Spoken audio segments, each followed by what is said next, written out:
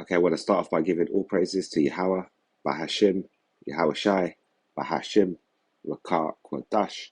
Double honors to the apostles and elders of Great Millstone who teach the Bible in 100% truth. And shalom to the hopeful elect of the 12 tribes of Israel, starting with the Negroes, Latinos, and Native Americans in the land of North, Central, South America, as well as a speckled bird looking at the other nations, spread amongst the other nations who subscribe to this word. Shalom to you. Okay, today just going to go into a few articles that I come across.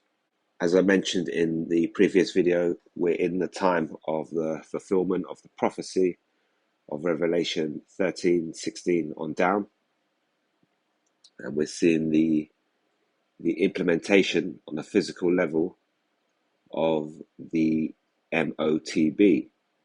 If you want to get more in-depth information on that, if you're new to this, you can go back to the previous video. That'll explain what I'm talking about in a little bit more detail. But at the minute, we've got a talking code word, and for that reason, you might hear me using a particular code words today, but that's what we're referring to. We're referring to the MOTB, Revelation 13:16 on down. And at the minute, the powers that be, using algorithms to clock onto certain individual keywords and to stop information going out. So they might pull your video if certain keywords come up. And another word, I believe, or another phrase that they're adding to the algorithms now is the acronym of the CBDC, Central Bank Digital Currency. Because on the previous video that I uploaded, I tried to upload particular articles at the end of the video in the description box, but the links there, and for some reason they kept getting removed, and I had to go back and try again, and it got removed. And so, I believe that they're starting to add that acronym CBDC to the list, of words that they, highlight using their algorithm.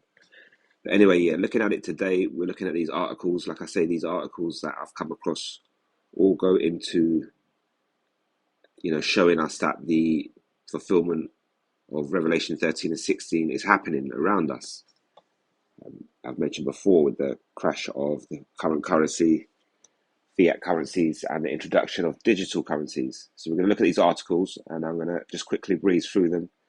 I'm not going to read every single word, but for the sake of edification, we'll bring them out. And again, I will try to put the links in the description box for these articles, but we'll see if the powers that be will allow them to stay up there.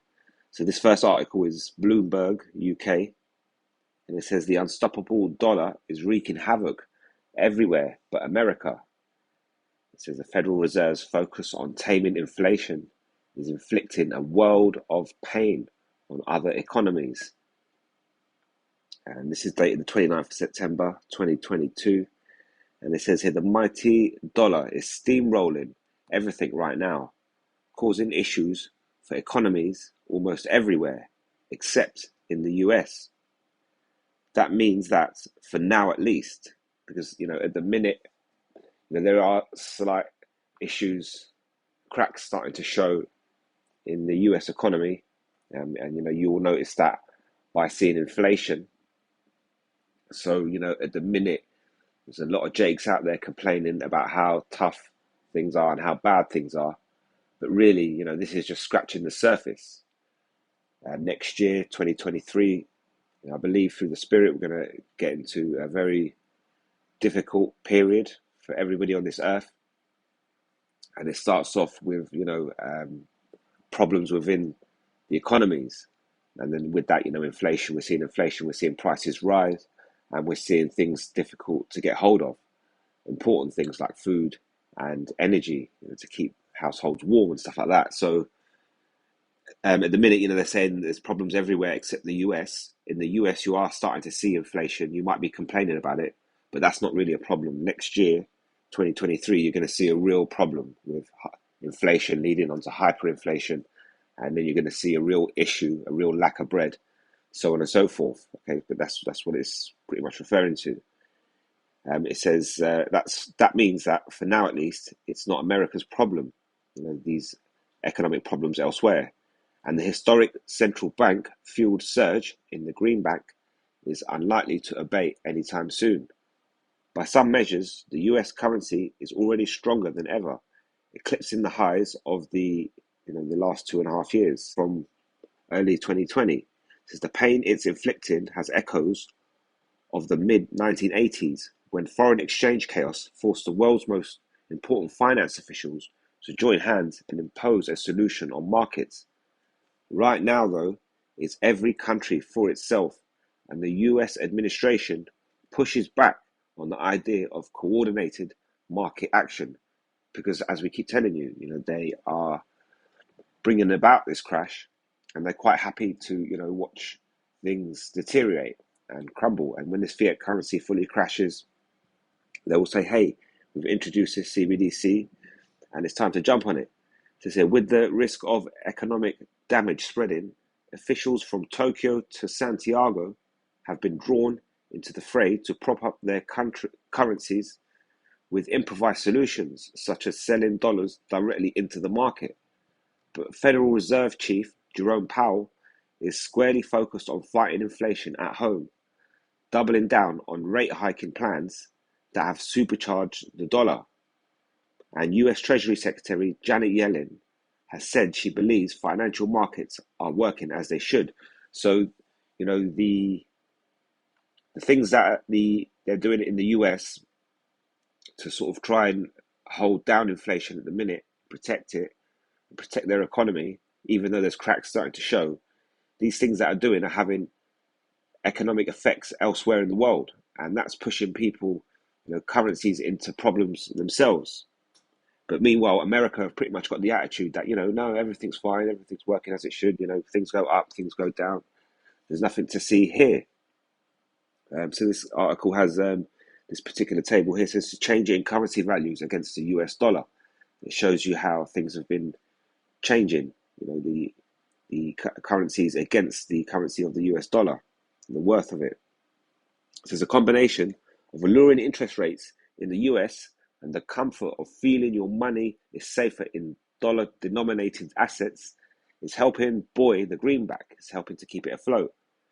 In more normal times, officials might welcome a weakening of their currencies, which tends to stimulate growth by making exports more competitive, while encouraging consumers and businesses to buy local. But these aren't normal times. And right now, the problem bedeviling officials from Frankfurt to Seoul is high inflation, and weak currencies add fuel to that by increasing the cost of imported products and stimulating domestic growth. So some governments and central banks need to respond to the ongoing battering.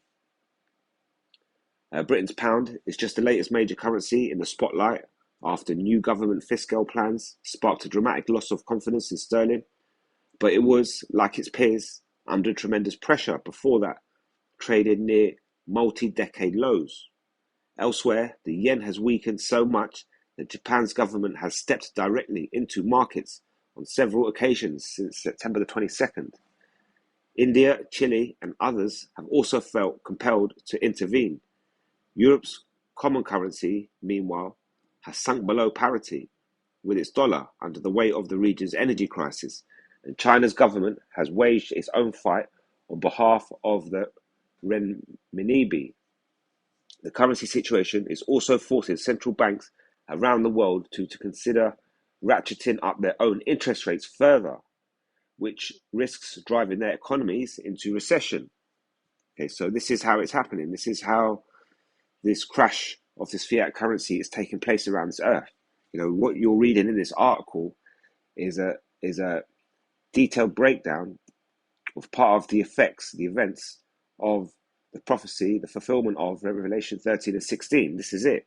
When John gave you that precept about buying and selling, this is what we're reading in this article is very well much a part of that changeover into not being able to buy or sell. Say you have that RFID. So again, I could read further on into this article, but I've got a few more to go into.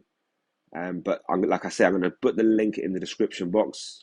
Lord willing, it stays up there and it allows me, it doesn't disappear once I press confirm. But this is pretty much, explaining how the dollar is affecting other currencies around the world, and it's wreaking havoc everywhere but America. And like I say, you're starting to see cracks in America in terms of inflation, so on and so forth. But next year, things are going to take a horrible downturn, especially understanding the fact that by December, Babylon the Great, America should have their own CBDC up and running. So that was one article there. Second article here, and this is Brookings.edu, tech stream, tomorrow's tech policy conversations today. Now, this is dated from March the 24th, 2022, earlier this year, and it says the innovator's dilemma and US adoption of a digital dollar. And it says here, the global currency markets is facing digital disruption. Consumers around the world are flocking to cryptocurrencies, ushering a more decentralized era in global finance. Governments are taking note and are rushing to develop central bank digital currencies so they can control it. All this introduction over the last few years of these digital currencies, as it says here, cryptocurrencies, so on and so forth, what that's done is that's made another option of payment available.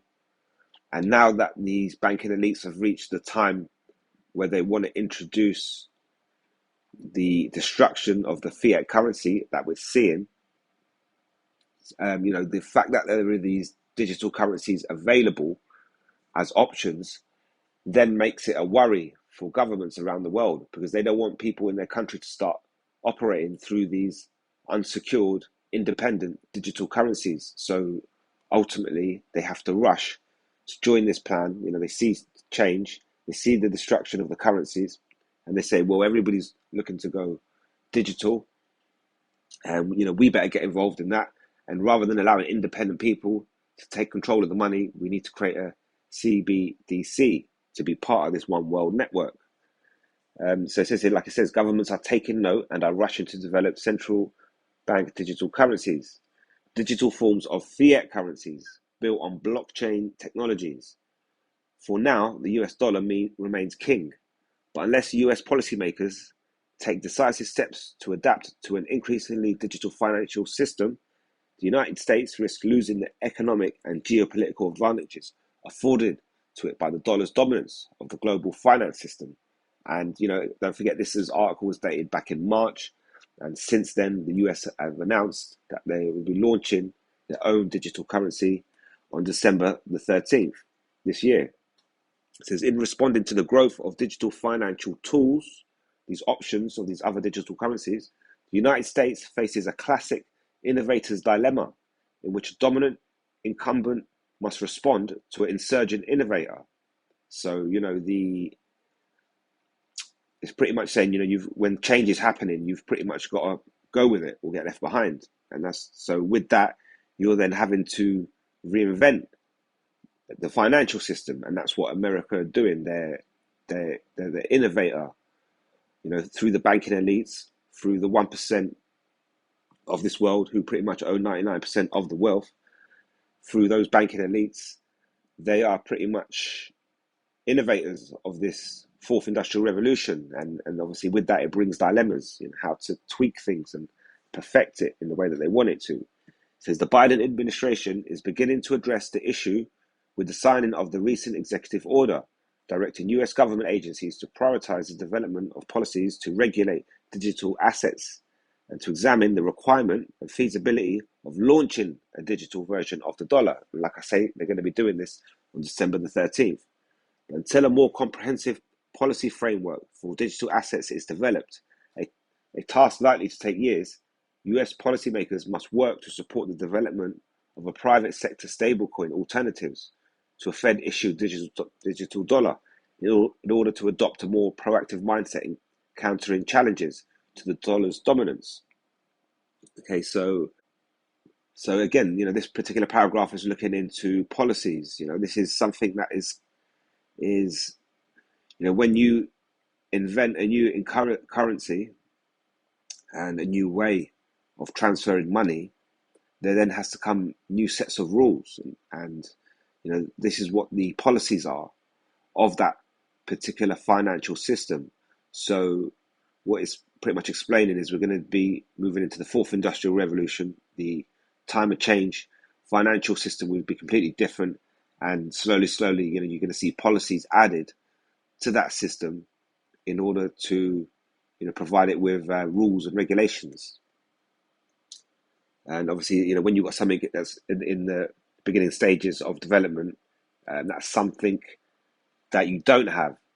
And obviously, when you're the innovator, you're the inventor, or you're the creator of this particular thing, as you're going along making this particular product, you will then start to build policies around it and framework around it in terms of understanding and rules and regulations. Even if you build a car from scratch, you build a car, and then when you kind of realize what you've got and everything here, you start to realize that this size car, this weight, and it can only take a certain amount of weight, it can only have a certain amount of power because of the way you built it. You built a really big car, so because of that now it's difficult to shift it down the road.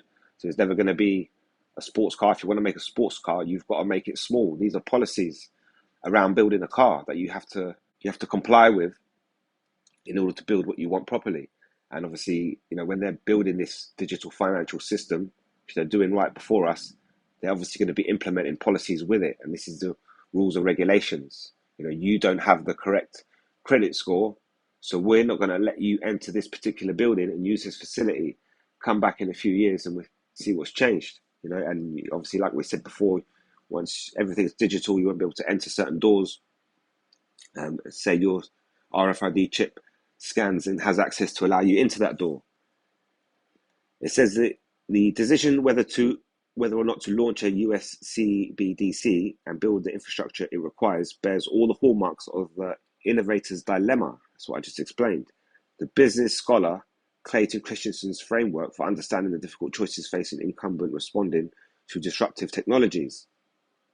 So again, this goes on to explain more details of how, in what ways that Babylon the Great can be the innovator for this new digital system.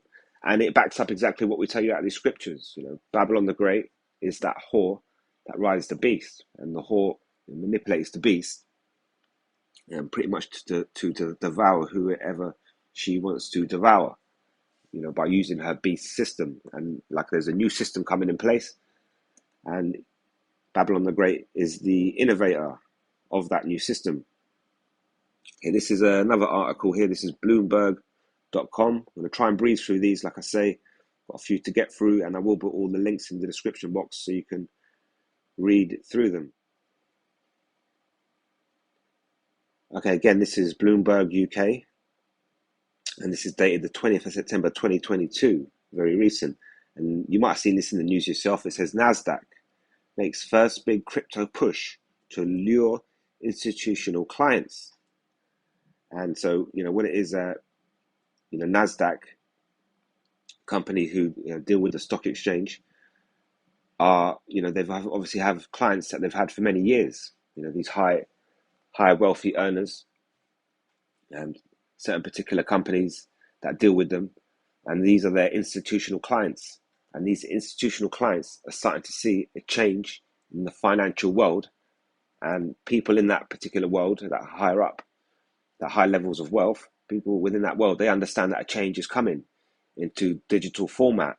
They may not understand that Yahweh Shai is on his way back like we do, but they can see that digital change coming.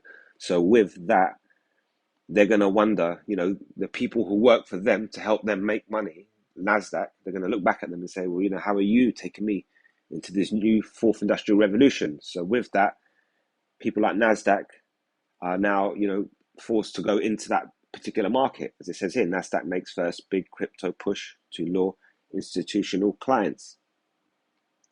Now, I I think they're blocking me from reading this. I did yesterday. I was able to read through that particular article, and I think I had a free 24-hour issue. I did make the video yesterday, but for some reason it didn't record.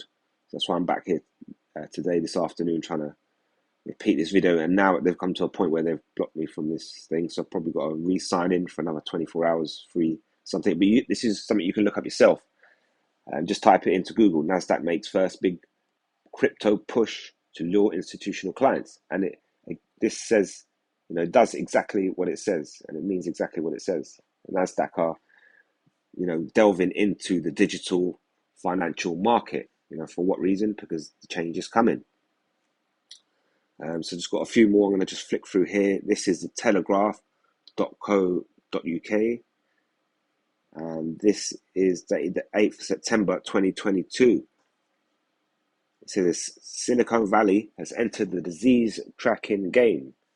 This app aims to save businesses billions. And I mean, this article wasn't exactly mind-blowing, but the fact is it just talks about this particular Edomite lady here, Dr. Charity Dean, emerged as a central figure among those who foresaw the events of the last 2.5 years.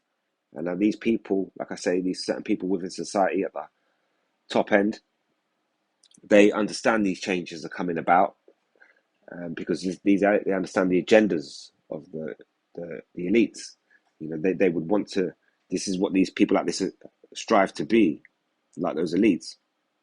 So they see these changes coming, and what she's managed to do is, see a gap in the market pretty much, and she left her full-time job to start developing an app, which is pretty much tracking people, tracking you for plagues, any pestilences that you may have. So again, if you're interested in it, you can read it. Like I say, this isn't probably the most important article that I'm bringing out today, but like I say, it pretty much explains that Silicon Valley has entered the tracking game, and this lady just talks about what she's done, what she's going through, leaving her job, so on and so forth, in order to develop these apps. And this is, again, part of this digitalization, the Internet of Things, moving everything online, not just your finances, but your health records. This is electronicpaymentsinternational.com, August the 18th, 2022. It says new industry consortium in UK to conduct digital currency pilots. So this is what, 2 months ago, a little bit, just under 2 months, maybe 6 weeks ago. This is dated, this article, and this is talking about a consortium in the UK. People are getting together to discuss this thing called Project New Era, as you can see written in the background, introducing the New Era project, the UK's first retail CBDC pilot. Now, I'm sure they got that the wrong way around. It should be CBDC. I'm sure that's an error, but because it's going to mean the same thing. The acronym is going to stand for the same thing. But this is what's happening in the UK at the minute in terms of developing digital currency. And it says here, a group of entities has joined forces to launch a new cross-industry consortium in the UK to explore the use of digital currencies.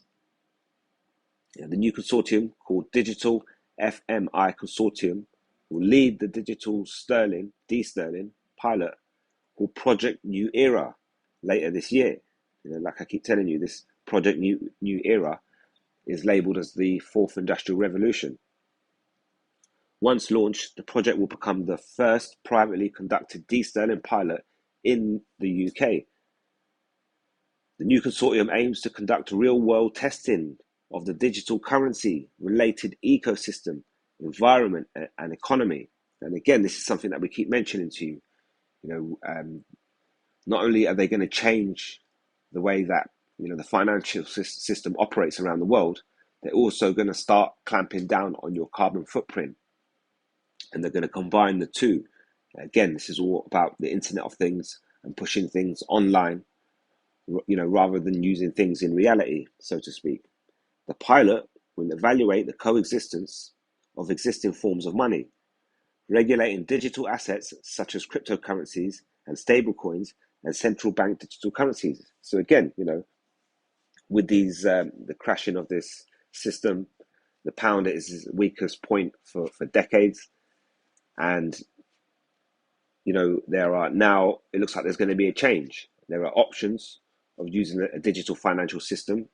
So here come the governments very quickly running along, say, no, no, no, we need to set up this CBDC ASAP. And Project New Era will examine high potential use cases. It also intends to provide policymakers and administrators with insights on new design ideas to develop CBDC and regulate stablecoin. DFMI is also expected to use Project New Era's blueprint to roll out other private sector pilots globally. So again, this article goes deeper into the subject. If you want to go into it, I'll try to leave the link in the description box. Lord willing, they let me. And this is just discussing a new industry consortium in the UK who are now conducting a pilot scheme based around digital currency, testing, they're pretty much going to be testing the waters and see, any gremlins that appear. And with that, they're going to try to clean up these gremlins and provide a finished product, which is the product that they're going to be hoping to use when they switch over to digital.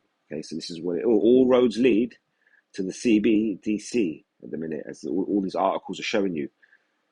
And anybody out there that claims to be a prophet of Yahweh Bahashim Yahweh Shai, who then tells you that Revelation 13 and 16 is not connected to RFID technology, any man that claims to be a prophet and does not break that information down to you, the one question you have to give them, you look at all this information that's coming out, what is this? What is this happen? What's happening here? This is a big change happening.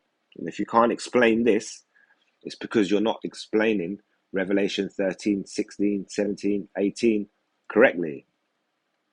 So yeah, jumping onto this next article, this is the independent.co.uk, and this is not exactly groundbreaking news, but it's all sort of going along with the information being provided. So this is dated, let's have a look now. This is dated 5 days ago. And it says here, Mark Lynch claims the government in the UK is planning to scrap all rail ticket offices. So, this gentleman here is complaining and pretty much trying to bring out the fact that the UK government have plans to close all ticket offices at train stations. Okay, so it's one thing to make cuts at train stations and maybe have less staff, and maybe at night time you've got no staff, for example, and you've got minimum staff in the daytime. That's one thing if there are cuts happening. But another issue is what being mentioned here is actually closing them altogether. It says we cannot accept, and this is a statement that this gentleman made, it says we cannot accept the closure of all our ticket offices in Britain. That's what's on the table. No ticket office will exist on the National Railway Network if Grant Shapps' plan goes forward, Mick Lynch claimed. Speaking from the picket line at East London Euston Station, he also said that his meeting with new Transport Secretary Anne-Marie Trevelyan was positive, and there is a deal to be done, that it is up to the government. So this government, the UK government, have plans to close all ticket offices. And again, what do we understand? We understand that eventually everything will be digital, and they will try to put you, the human being, up on the Internet of Things. And so with that, when you arrive at the train station, you won't need a ticket office, or you won't need any members of staff. You will simply have to scan to get into the station, and that will take payment off you. It will record who you are, and it will determine whether you have access to the train station or not. Once you scan your ID, your RFID chip, you'll be able to access the train station. So with that, that's why there are plans to eventually close all these ticket offices. Now this guy, he's campaigning for it not to happen. He doesn't understand prophecy. That's fine. This is probably not for him. But, he's pretty much, he can fight that particular cause. We're not really worried about that. We're worried about the fulfillment of the actual prophecy taking place on a worldwide level. So whether it reaches the UK railway ticket offices or not, we're not really too worried about that. But this does point us, all roads lead to the CBDC, or as the French say, but the cert. This next one is Nasdaq.com. So this is Nasdaq.com, and this is going into the Africa Bitcoin conference. It says here the first Africa Bitcoin conference begins on December the 5th. So now, the continent of Africa are getting in on the development of digital currencies. All these nations are starting to have all these conferences all of a sudden. It says here the date of this article is October the 4th, 2022. And it says here the event will be hosted in Ghana and is expected to have over 800 attendees, including Bitcoiners, industry and thought leaders, and will host a hackathon. The first Africa Bitcoin conference, the ABC, is set for December the 5th to the 7th at such and such hotel in Accra, Ghana, per a press release sent to Bitcoin magazine. It says Bitcoiners, entrepreneurs, educators, advocates, thought leaders, and industry professionals from Africa and across the world are gathering the adoption and the use of Bitcoin in Africa and across the world. The event will feature keynote addressees, panel discussions, workshops, presentations, exhibitions, and a hackathon with some other exciting additions. Now, so, this is pretty much an advertising campaign. And again, if you're interested, probably not, you could read further into this, and it's explaining what's going to be taking place. But, the headline says it all. And the first Africa Bitcoin conference begins.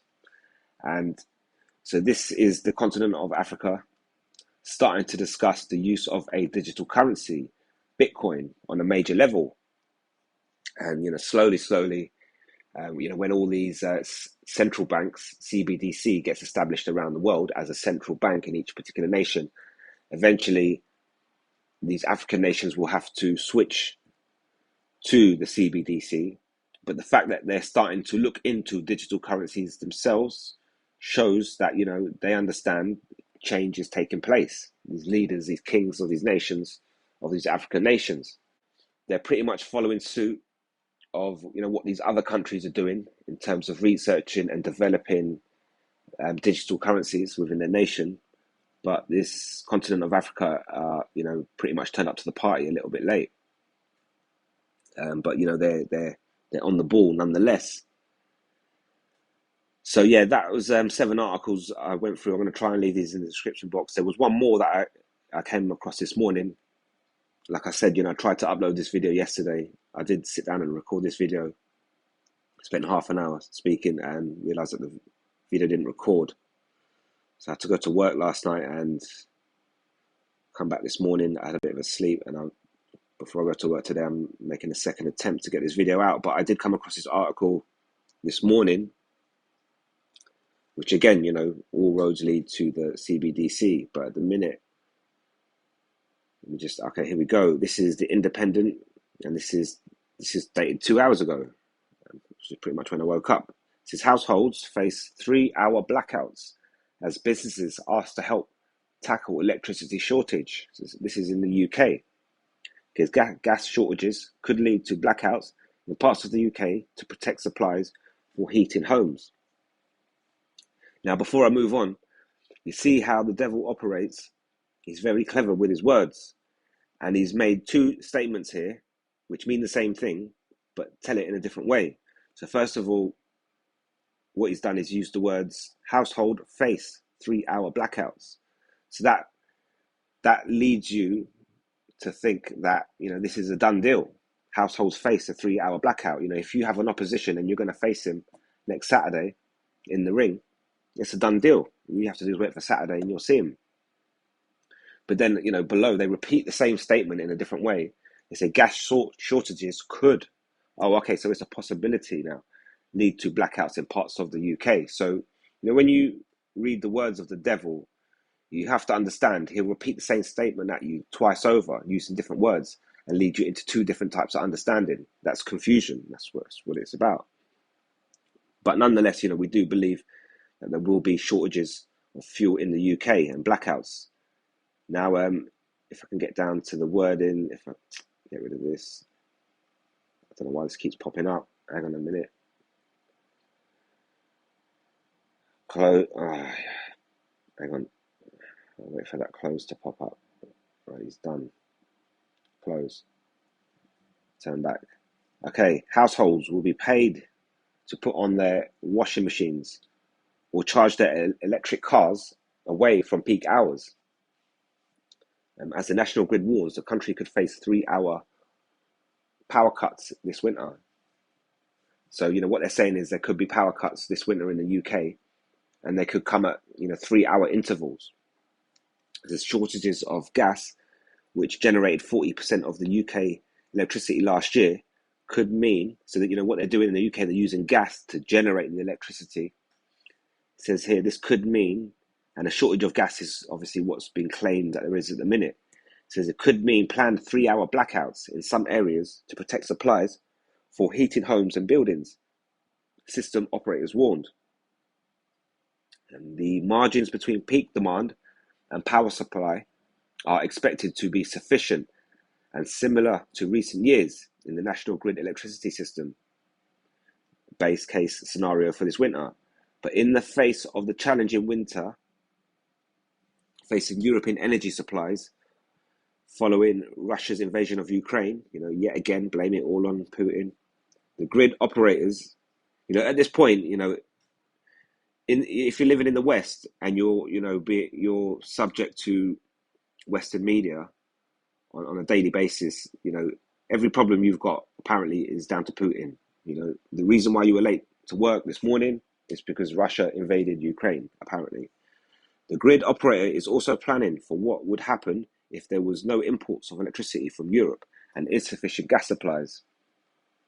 To tackle a loss of imports from France, Belgium and Netherlands, there are 2 gigawatts of coal-fired power plants on standby to fire up if needed to meet the demand.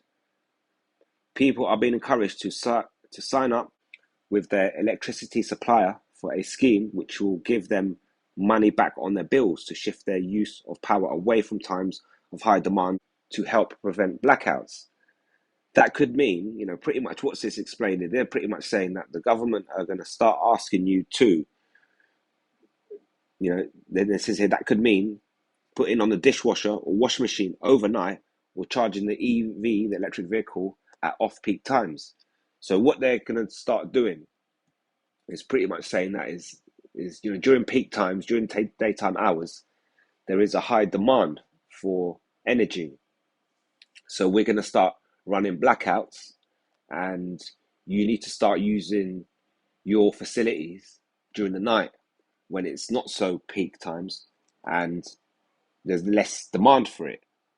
But what I don't understand about this is if everybody stops using electricity in the peak times and starts using it in the not so peak times, the not so peak times becomes the peak time. So it's pretty much the same thing. It's pretty much ending up concluding with the same usage of electricity or power. So this is all a game that they're playing with you. It says in addition, larger businesses will be paid for reducing demand, for example, by shifting their times of energy use or switching to batteries or generators in peak times. The demand flexibility service will run from November to March, and it is expected to swing into action 12 times whatever happens to ensure people get rewarded for being part of the scheme, with additional use if needed to protect suppliers.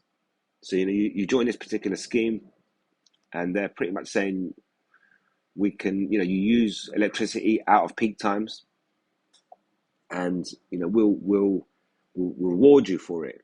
Obviously by reducing bills and so on and so forth. And at the minute, everybody, every man and his dog, whoever you are, is will bite your arm off to reduce their energy bills. So, they're going to take these rewards, they're going to sign up to the scheme, and they're going to start obeying to these rules. And then when you don't obey to these rules, for example, let's just say, you're using, people can see you and you're using, energy excessively. This is when they start reporting you. And this is the same thing that happened in the last 2.5 years. If you were deemed a problem in society because you haven't had X, Y, and Z, then people were coming up against you, packing up in packs of wolves against individuals, so that they're creating that situation, every man for himself, as it mentioned in the first article. To be honest, it says the ESO's director of corporate finances, Jake Riggs, said the demand flexibility service is first of its kind and a smart way for signed up consumers in homes and businesses to save money and back Britain. So if you put your washing machine or other electrical appliances on at night instead of the peak in the early evening, you can get some money back when we all need it. So, like I say, this thing is starting off as a reward scheme for not using energy during peak times, but it also comes with the understanding of 3-hour blackouts in place. And so, this is all roads are leading to a real difficult time wherever you're living in the world. Next year will be a very difficult time to live and get by and keep up with basics. People are going to be struggling to heat their house, for example. So, what happens when it's -2 degrees outside and the house is covered in snow and you're not allowed to heat your house for 3 hours and you're 82 years old? It's not going to work. So, like we say, times are going to get very bad from here on in, and everything is based around the destruction of the fiat currency and the introduction of the digital currencies. So 2023 is going to be a year of pain. The scriptures say that, we're going to be heading to a time known as Jacob's trouble. We're on the doorstep. We're about to go over the threshold into Jacob's trouble. And this is also known in the scriptures as a time like never been seen on the face of this earth. And it's coming up very soon. So it's time to build up your faith, build up the spirit. And, if you're still trying to catch up on these particular prophecies and this particular understanding of Revelation 13 and 16, you need to get your skates on.